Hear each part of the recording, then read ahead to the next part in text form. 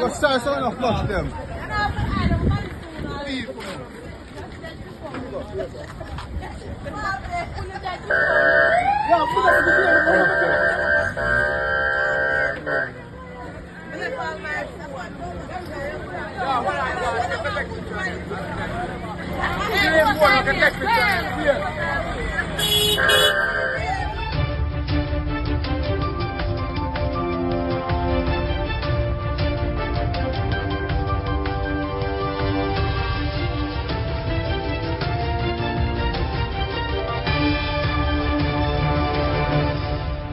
Welcome back to MyView TV, the people's platform, the home of undiluted news, reviews, updates, and your daily dose of entertainment. Don't forget to hit the notification bell, leave us a comment, like, share, and subscribe.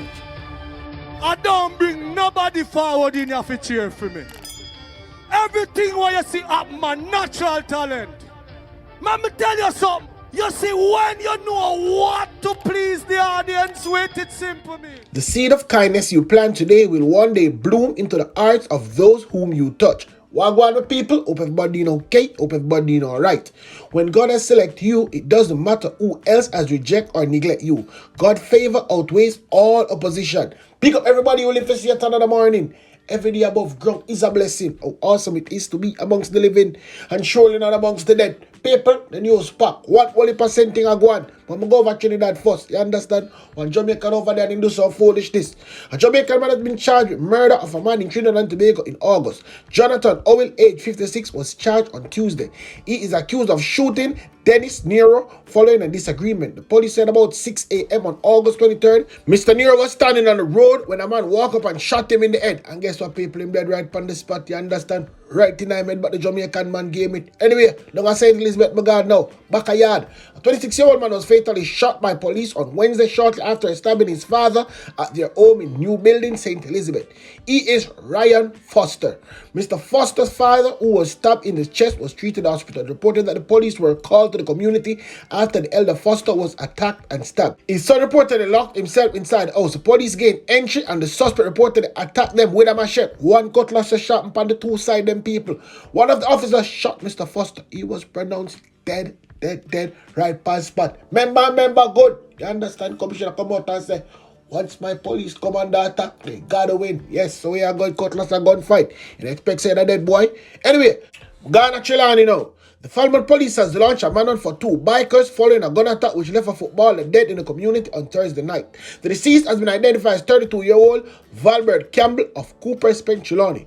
Police report that about 9:20 p.m. Campbell was a patron at a shop in his community when a motorcycle with two men drove up. The pillion rider, who brandished a firearm, allegedly disembarked and opened fire on Campbell, hitting him multiple times to the upper part of his body and in his head. Yes, people, headshot, a lone headshot that shot from the other day. Just as he stepped out of the business establishment, the men then made their escape on the motorcycle which was heading in the direction of Duncan's.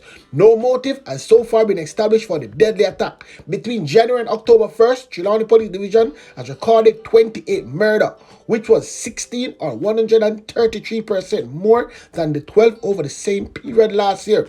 Anyway, we can move on. 3 men were arrested in relation to the siege of a firearm and several rounds of ammo on Somerset Main Road in Manchester on Wednesday, October 5th. Report reaching on Houston that about 10:30 p.m. members of the Area 3 Special Operation Unit was conducting a vehicular checkpoint operation along the main road when they signaled the driver of a Toyota Probox motor car to stop.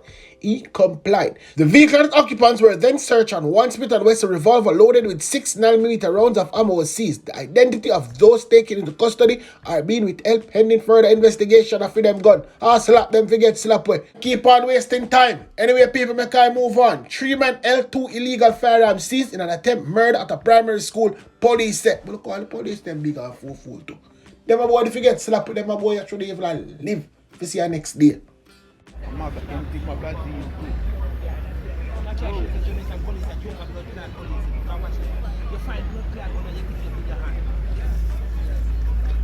Them fingerprint the funny set. Them fingerprint the funny set. Let's start so enough flush them.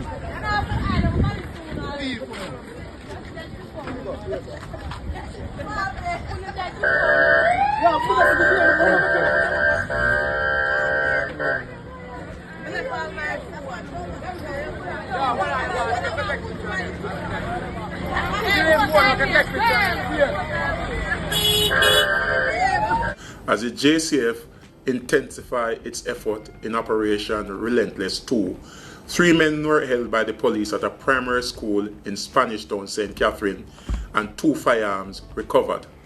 The action of the police was to avert the murder of a male who was marked for death by men aligned to the Tesha Miller faction of the Klansman gang.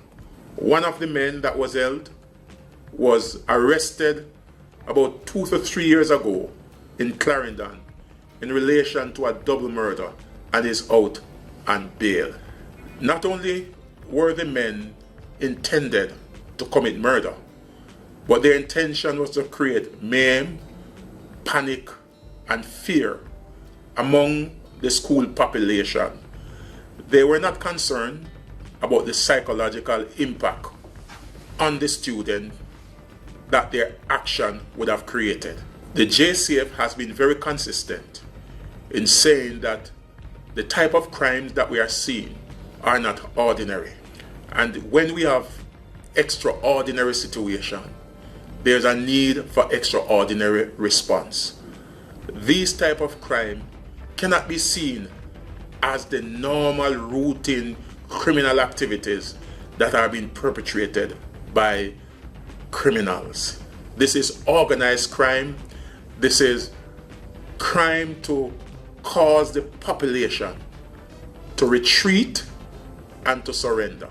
The JCF is committed to pursue these type of individuals who are willing to hurt and harm our children and law-abiding citizens in this country. Yesterday, one of St. James' most wanted person, O'Shane Hurl, otherwise called Mutumba, was fatally shot by police in that's Peppers, St. Elizabeth. Mutumba was a very violent individual. He's wanted in 7 cases of murder, 3 cases of robbery. He was a person of interest in several other gun-related and violent crime in St. James.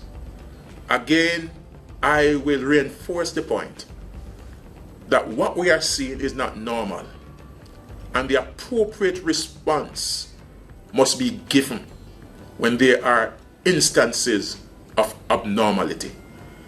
The JCF will not retreat, and I want to issue a warning to those criminal elements who are willing to create problem in our society. The JCF men and women are well trained, and if when you are called upon to surrender, you refuse to surrender and you challenge our officers, we will and they will use their superior training to repel any threat that they are faced with. I am confident, and the JCF is confident, in the ability of the men and women who are on the front line, who risk their life every day. We are confident that when they encounter danger, they will be able to defend themselves because they are well trained. We appeal to the public to continue to give us your support in the fight against crime. JCF is just one entity in this fight to secure our nation. And that combined effort, that combined support, that partnership is necessary to create the Jamaica that all of us deserve, so that our children and our grandchildren can live in a better society. We will be relentless in our effort to bring, and I consider them as being evilous people, into custody. And as I said before, if you challenge the police, we will use our superior training to repel whatever threat you pose. Anyway now people, right on the lorry stand my gun. Guess what going around there yesterday? The bed bugs them fix little big business. Yes people, little bigs dead. You want to see them carry right to the Spanish Town Hospital? There's a picture of them can show you, so they can forward and come look on them.